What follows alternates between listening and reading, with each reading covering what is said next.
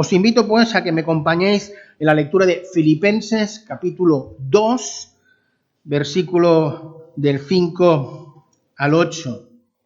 Filipenses 2, del 5 al 8. Dice así: haya pues en vosotros este sentir que hubo también en Cristo Jesús, el cual, siendo en forma de Dios, no estimó el ser igual a Dios como cosa a que aferrarse, sino que se despojó a sí mismo, tomando forma de siervo, hecho semejante a los hombres, y estando en condición de hombre, se humilló a sí mismo, haciéndose obediente hasta la muerte y muerte de cruz. Este pasaje nos habla del sentir de Jesús. Este pasaje nos habla de actitudes concretas que el Señor Jesús tuvo y de las cuales nosotros haríamos bien en imitar. ¿Por qué? Porque Dios se encarnó en Jesús y nosotros hemos de encarnar a Jesús. ¿Cómo? ¿Cuáles son esas actitudes? Básicamente tres: humildad, obediencia y sacrificio y entrega.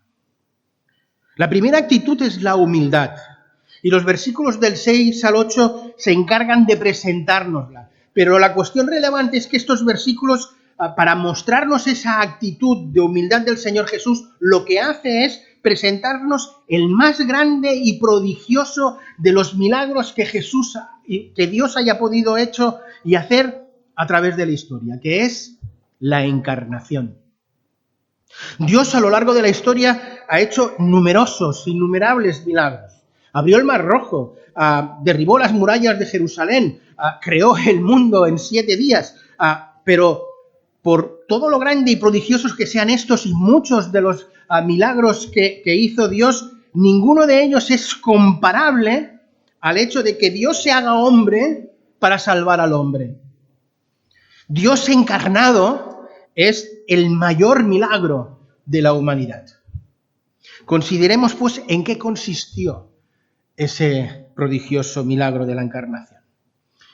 Pablo lo explica de la siguiente manera. Jesús, siendo en forma de Dios, esto es, siendo el preexistente, el verbo, el logos de Juan 1:1, no pensó para sí mismo que no estaba dispuesto a renunciar a esa su condición, sino que de forma voluntaria se despojó a sí mismo, tomando una forma muy diferente a la que tenía, esto es, bajando de categoría, y tomó forma de siervo. Se hizo semejante a los hombres, y estando en esa condición de hombre, dice el texto que se humilló a sí mismo. Porque Jesús, siendo el que era, ya que se iba a encarnar, podría haber optado por encarnarse en un rey, o en una persona destacada, importante en la sociedad, en alguien rico, en alguien con recursos. Podía haber optado por ello, pero no. Además de humillarse para renunciar a su condición divina, volvió a humillarse al nacer en un pobre pesebre. El milagro de la humillación implicó, pues, un acto supremo de humillación. Y para poder hacer tal cosa, dice el pasaje, que se despojó a sí mismo. Y aquí que aparece el término griego ekenosen, que se ha convertido en un gran debate teológico. La traducción literal de esa palabra griega kenosis es vaciamiento. Y la cuestión teológica que se ha debatido es de qué se vació Jesús, de qué se despojó el preexistente para poderse encarnar en Jesús. Mirad, en este sermón no pienso entrar en una discusión teológica ni hacer un estudio teológico sobre esta cuestión, entre otras cosas porque Pablo, al escribir este pasaje, no era la cuestión que le preocupaba o que le interesaba. El interés de Pablo se centraba en que cada uno de nosotros se diera cuenta de lo que a Jesús le costó hacerse hombre, y que nosotros valoráramos, y no solo valoráramos, sino que imitáramos la medida de nuestras capacidades, esa actitud en nuestras vidas. ¿De qué tuvo que despojarse o vaciarse el Verbo para encarnarse? Mirad, la mayoría de los teólogos conservadores estamos totalmente de acuerdo que Jesús nunca dejó de ser Dios, algo que vimos de una forma clara y muy contundente en el sermón de la semana pasada en Juan 1:1, sino que Él se despojó de su gloria, se despojó de sus atributos divinos, pues se limitó a un cuerpo humano. Por ejemplo, Jesús no era omnipresente, Jesús no podía estar en más de un lugar a la vez. Ni era tampoco el omnipotente, él se cansaba como nosotros, tenía que dormir, tenía que comer, tenía que beber. Es cierto que Jesús hizo grandes milagros y evidenció tener un conocimiento más allá de lo que era normal y que hizo cosas más allá de las que eran normales. Pero todas estas cosas tenemos la convicción de que las hizo en su condición de hombre, un hombre lleno del Espíritu Santo, dado que es así que podemos imitar al Señor Jesús. De ello se hablará con más detenimiento y claridad Jaume el próximo domingo, cuando dentro de la misma serie nos hable del bautismo.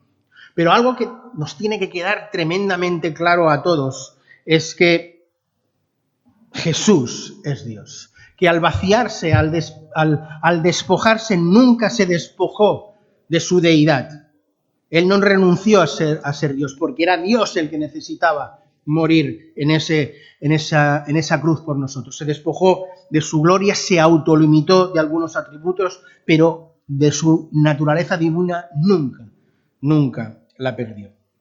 Por tanto, Jesús se despoja de su gloria y ese hecho prodigioso pone de manifiesto la actitud que nosotros hemos de tener si de verdad queremos encarnar a Jesús, que es la humildad. Dios se encarnó en Jesús y para ello dejó su gloria. Nosotros, para encarnar a Jesús, en primer lugar hemos de optar por una vida humilde. La primera parte del versículo 8 de nuestro pasaje lo deja claro, que Jesús se humilló a sí mismo. Pero quiero que nos fijemos en lo que dicen los versículos anteriores, 6 y 7, porque allí se encuentra la esencia sobre en qué consiste la humildad. Porque tengo la convicción de que en demasiadas ocasiones tenemos una imagen falsa o por lo menos distorsionada de lo que es la humildad.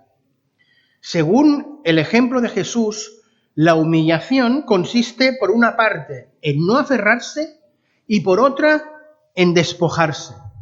Por tanto, la verdadera humildad principalmente es un acto voluntario. Jesús decidió voluntariamente no aferrarse a sus privilegios divinos y decidió voluntariamente despojarse de su gloria. Nadie le obligó a hacerlo, salió de su propia iniciativa. Esto debería hacernos reflexionar a nosotros sobre nuestra propia humildad, sobre esos momentos que tenemos de humildad, ¿no? Cuando yo me muestro humilde ante los demás, ¿lo hago porque me veo obligado por las circunstancias, por el qué dirán, o es una actitud que nace de mi interior? ¿Por qué me humillo yo ante los demás? ¿Porque me veo obligado? Porque si no lo hago, ¿qué dirán? Ostras, pastor y no se humilla, ¿no? O porque me nace. Cuando yo me muestro humilde ante los demás, ¿realmente he dejado de aferrarme a mis derechos y he decidido despojarme de ellos voluntariamente? ¿O los voy a reclamar a los 5 minutos? El ejemplo de humildad del Señor Jesús debería motivarnos a nosotros a no considerar ningún esfuerzo demasiado duro, ningún sacrificio demasiado grande para poder vivir una vida caracterizada por la humildad y de esta manera poder llevar a cabo en nuestras vidas la tarea, el ministerio, el servicio que Dios ha puesto en nuestras manos. Pero el ejemplo del Señor Jesús nos enseña que no solo es la humildad un acto voluntario, sino que la humildad es un acto de servicio desinteresado. Nuestro texto dice que Jesús se despojó a sí mismo y que tomó forma de siervo. Esto es, que la finalidad última del despojarse es servir. La palabra ekenosen en griego, como ya he mencionado, significa vaciarse de lo que uno es. A mi modo de entender, Cristo se despoja, se vacía de ese modo de existencia divino que tuvo desde el principio, el preexistente, para tener un nuevo modo de existencia, el humano, sin ningún momento dejar de ser para eso Dios. Y de esa manera poder salvar y poder redimir a la humanidad. Pero considero que la pregunta que verdaderamente importa no es de qué se vació el Señor Jesús, de qué se despojó, sino ¿para qué? ¿Para qué se despoja el Señor Jesús? Y esa pregunta es la que nos debería hacer reflexionar. La otra pregunta solo genera un debate para mí estéril. La pregunta relevante, la pregunta determinante es no de qué, sino para qué. Y el para qué queda muy claro en nuestro texto. Jesús se despoja para servir. El Señor Jesús dijo de sí mismo en una ocasión: el Hijo del Hombre no vino para ser servido, sino para servir y para dar su vida en rescate de muchos. La verdadera humildad se manifiesta no en tener un espíritu apocado o estar siempre de acuerdo y no buscar pelea. No, esa es una imagen falsa y distorsionada de la humildad, como os decía antes. La verdadera humildad se manifiesta necesariamente con y en el servicio. El ejemplo máximo de servicio nos lo vuelve a dejar el Señor Jesús. Y lo encontramos en ese capítulo 13 también del Evangelio de Juan, en que siendo Jesús quien era, Dios, el Maestro, el Dios encarnado, coge una toalla y un librillo y se dispone a limpiar los pies de sus discípulos como si fuera un siervo. Y recordemos que cuando limpia los pies de sus discípulos estaba limpiando los pies de ese orgulloso Pedro que se negaba a ser limpiado y que más tarde le iba a negar, y que estaba limpiando los pies de Judas, aquel que le iba a traicionar, y le estaba limpiando los pies a los demás, todos aquellos que le iban a abandonar en un momento. Jesús, sabiendo todo ello, se humilló voluntariamente. Tomó esa actitud de servicio desinteresado y finalmente lanzó ese reto a cada uno de nosotros. Ejemplo os he dado, para que así como yo os he hecho, vosotros hagáis lo mismo. Haya pues en vosotros este sentir que hubo en Cristo Jesús. Si la humildad es la primera actitud que Pablo nos insta a imitar para poder encarnar a Jesús, la segunda es la obediencia. Dios se encarnó en Jesús y para ello se despojó de su gloria y obedeció. Nosotros, si hemos de encarnar a Jesús en nuestras vidas, no solo nos vamos a tener que estar dispuestos a humillar, sino también tenemos que estar dispuestos a obedecer.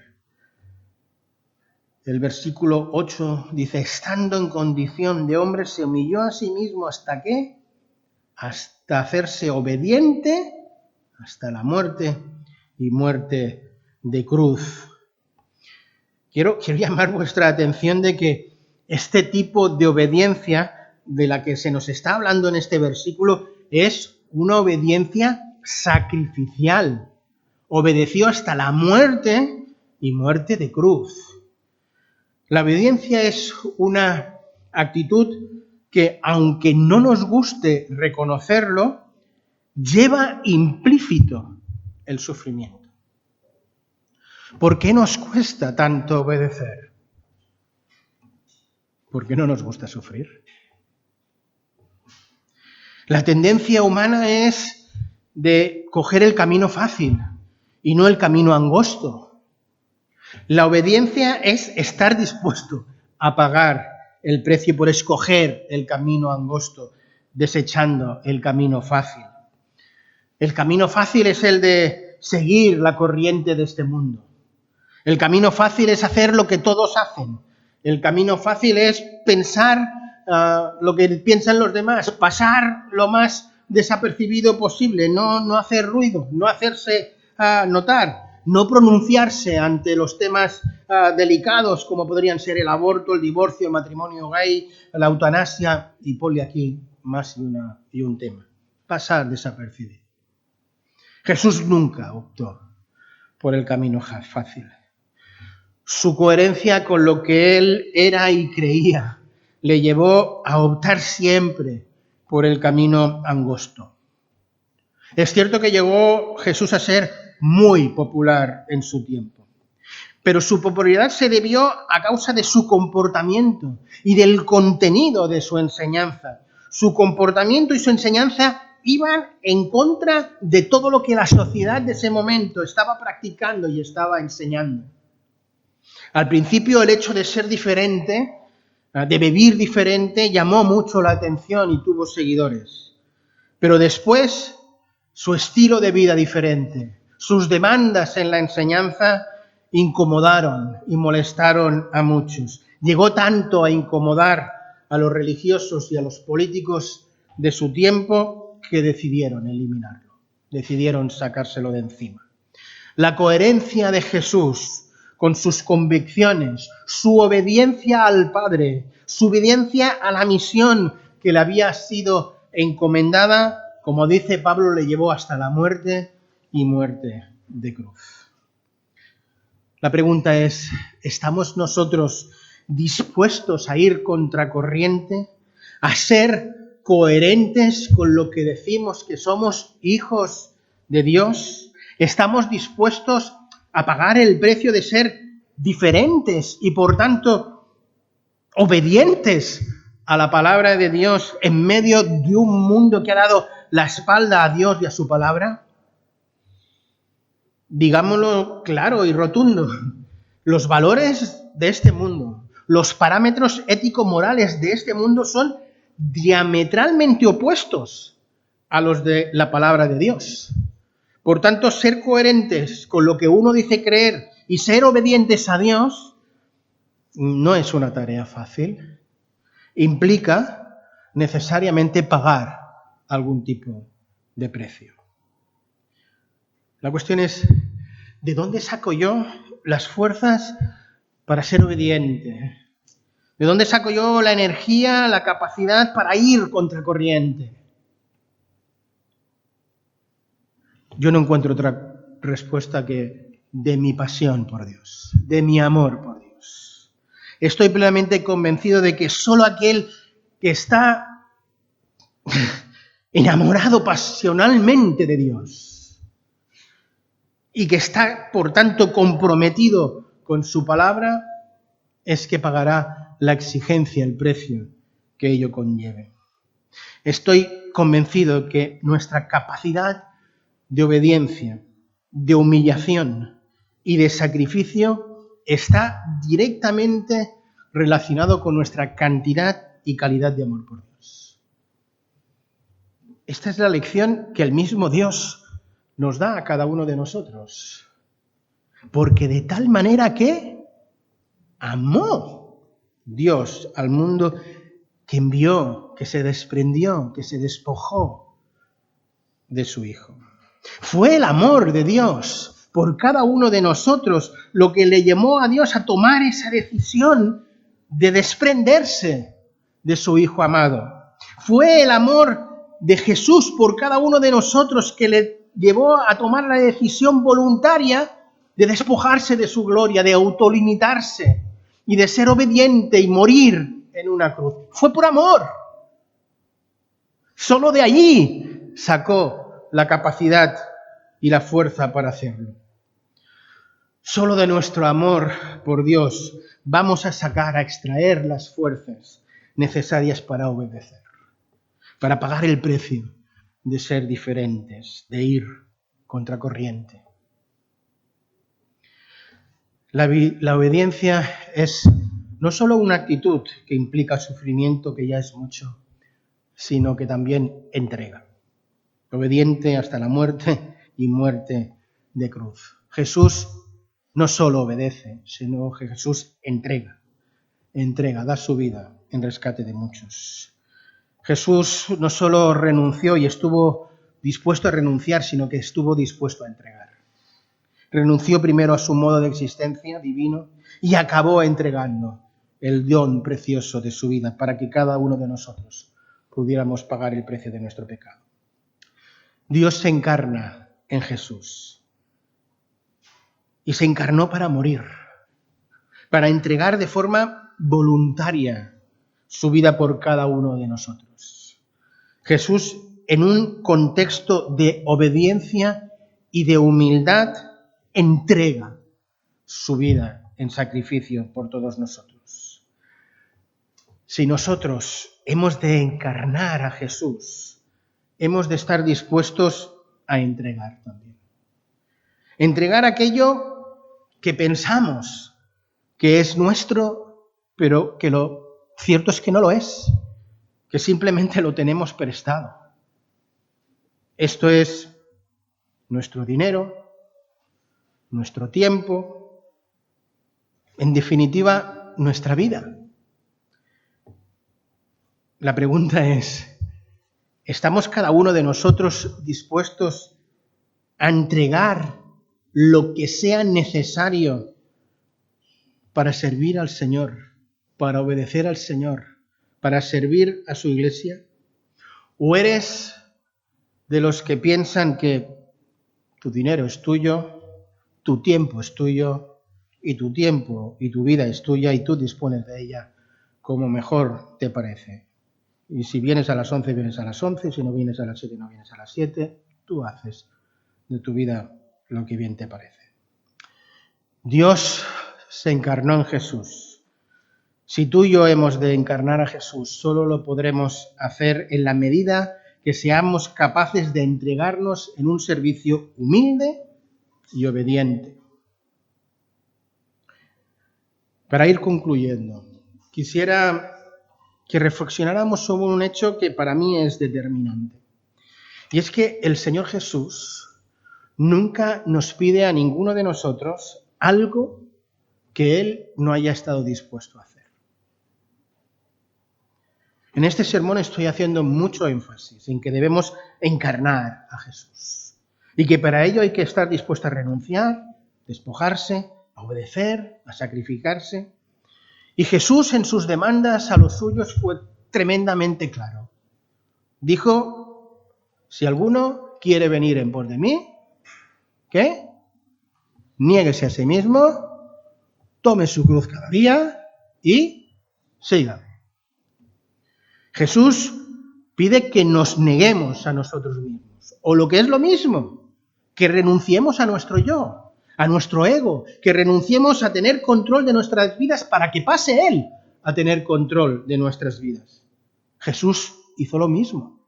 Jesús renunció, y renunció nada más y nada menos que a su modo de existencia divino, renunció a su gloria, se autolimitó. Jesús nos pide que tomemos su cruz cada día, y eso es una figura literaria, pero es que Él la tomó de verdad. Y esa figura literaria de tomar su cruz para nosotros implica estar dispuestos a pagar un precio, el precio de seguirle, de ser obediente. Pero es que Él, por ser obediente y por obedecer a Jesús, a Dios, y por salvarnos a nosotros, tomó esa cruz literal y se sacrificó.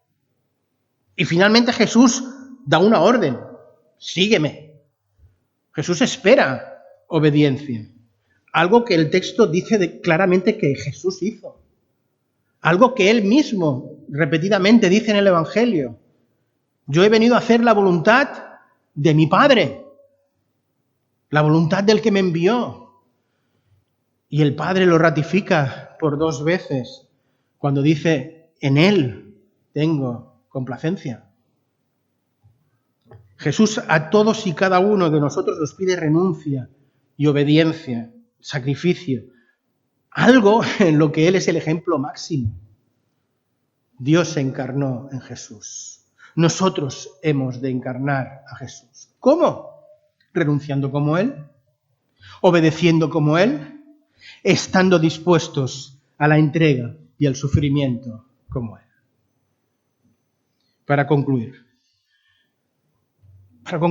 quisiera pedirte que te pararas por un momento a pensar en lo mucho que estuvo dispuesto el Señor Jesús a hacer, a renunciar, a sacrificar por amor a cada uno de nosotros. De verdad que quisiera que en un momento reflexionáramos sobre eso. Quisiera que en estos momentos lo personalizáramos en el yo, en el ti, ¿no? En lo que estuvo dispuesto a hacer por ti.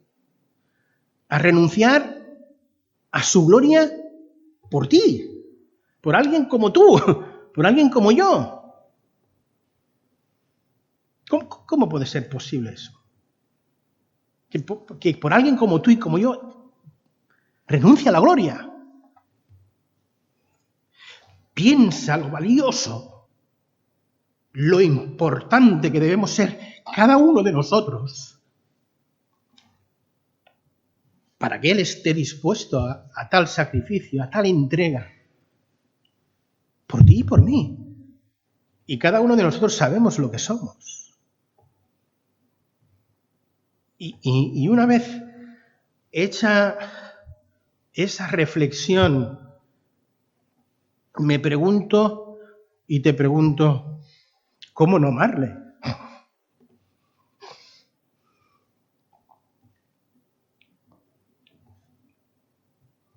¿Cómo no estar dispuesto a encarnar a Jesús en nuestras vidas? ¿Cómo no estar dispuesto a renunciar, a obedecer, a humillarnos, a sacrificarnos por Él?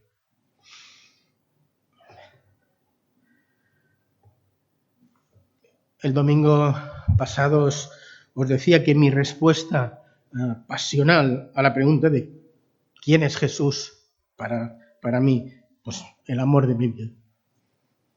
El motivo por vivir, la causa por la cual morir. Y después de lo que hemos considerado en este precioso pasaje, ¿cómo no amarle?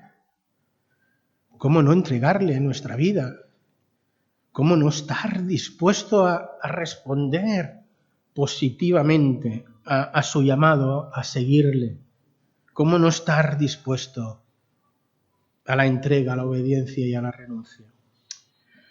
Quiera el Señor, quiera Dios que después de volver a reflexionar sobre la relevancia del hecho de que Dios se encarna en Jesús, cada uno de nosotros tomemos la decisión de encarnar a Jesús en nuestras vidas.